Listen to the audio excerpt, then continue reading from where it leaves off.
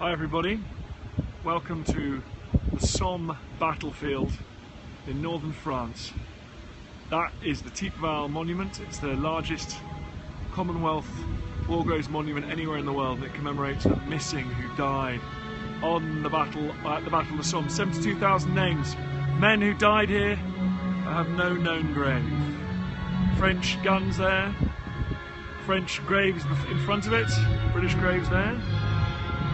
And a field of wildflowers here, poppies. Thanks for sharing, guys. Thanks for sharing History Hit. Everyone, please follow History Hit on Facebook. It's where all these films end up. Beautiful field of wildflowers, cornflowers, poppies. Thanks for sharing, George. Thanks for sharing silver buttons. So here we go. Well, I am now standing overlooking the place where the British infantry would have attacked. Thanks for sharing, guys, all of you. Thank you very much appreciate it. Up here, 100 years ago, right now, the British were launching incredibly brave but incredibly futile attacks to take this position up here. There's a slope down there. The British started right about where those trees are. They came up here. Thanks for sharing, Kerry. Who were those British troops?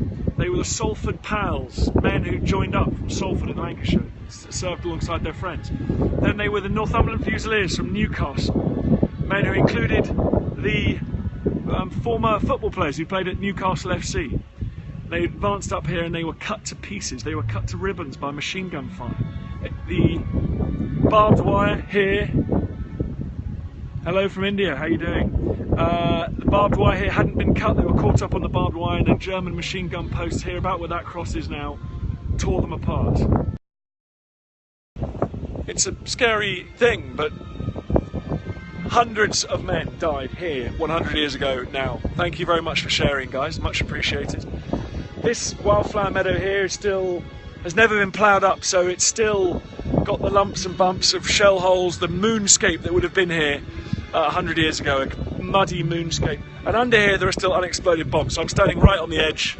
I'm not quite on it, but there are unexploded shells and bombs. Many of the British shells that land here failed to explode, and that was one of the reasons that the attack here didn't work.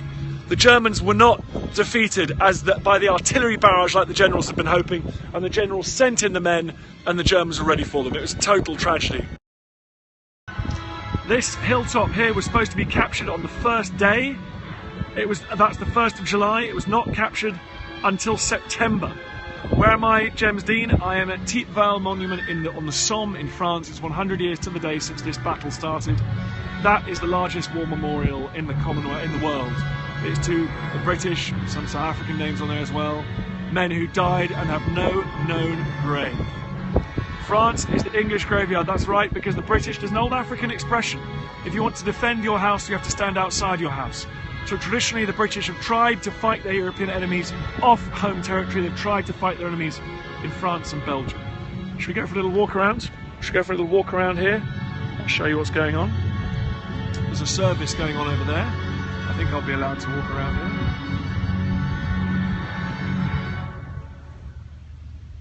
here. Over 72,000 names on that memorial. Cross of Sacrifice. I'm on the German front line now. Coming up to the French graves. All the world's leading leaders, politicians, dignitaries are over there, so it's nice to have this entire side of the cemetery to myself. Very unusual. And there you look down, that's the position that the British attacked up. How many died?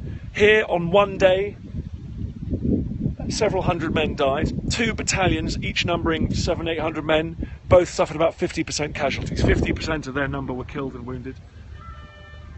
On the whole of the Somme, about 40 kilometres of battlefront, 60,000 men were killed and wounded in one day.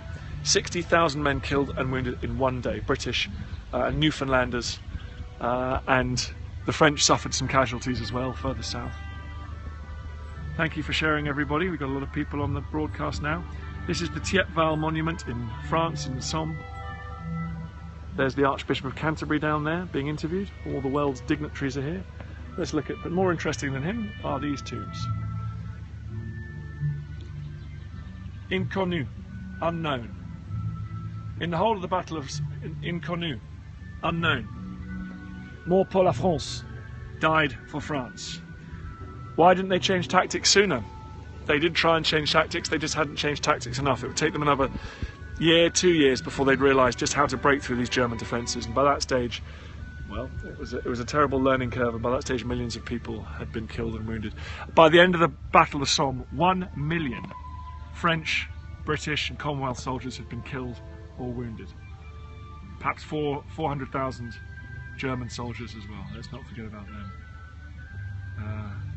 It's Canada Day today. It's Canada Day. I'm a Canadian passport holder, so it's a very happy day for me. Let's go and look at the British graves over here. There's the massive Thiepval Memorial, the largest in Britain, and the largest in the British memorial anywhere in the world, 45 metres high. Prince William and Harry were here yesterday.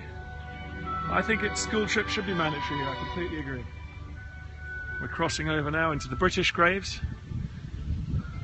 Just a sample of British soldiers were brought here. They were brought here to make sure that this was the leading war memorial really in France. Royal Warwickshire Regiment, 25 years old, this man here, R. Wilson. Here's a man, Royal Irish Rifles, rifleman, killed on the 1st of July 1916, 100 years ago today. He was killed.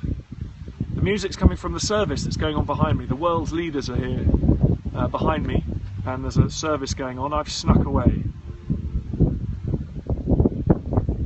60,000 was only British, that's great. There were far fewer French casualties. The French, it embarrasses me to admit, were actually did far better on the 1st of the Somme. They used much better tactics, they suffered far fewer casualties. And the Germans suffered a few thousand casualties, it's thought, but 60,000 British and Newfoundland casualties. Let's not forget Newfoundland. Appalling casualties suffered by Newfoundlanders. This man died 7th of October 1916, age 19.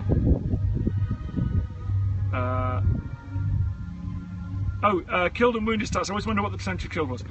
So on the first day of the Somme, 60,000 men were killed and wounded. 20,000 of them were killed outright. 40,000 were wounded right here. And this was one of the most brutal sectors. These men are buried in what was one of the most terrifying and bloody sectors, and pointless. The slaughter here was entirely pointless. They gained absolutely nothing for the loss of several hundred men killed right here where I'm standing now. Well guys, I'll be on Twitter and Facebook all day. I'll try to do a few more periscopes as the day goes on. There you go, that's in focus now.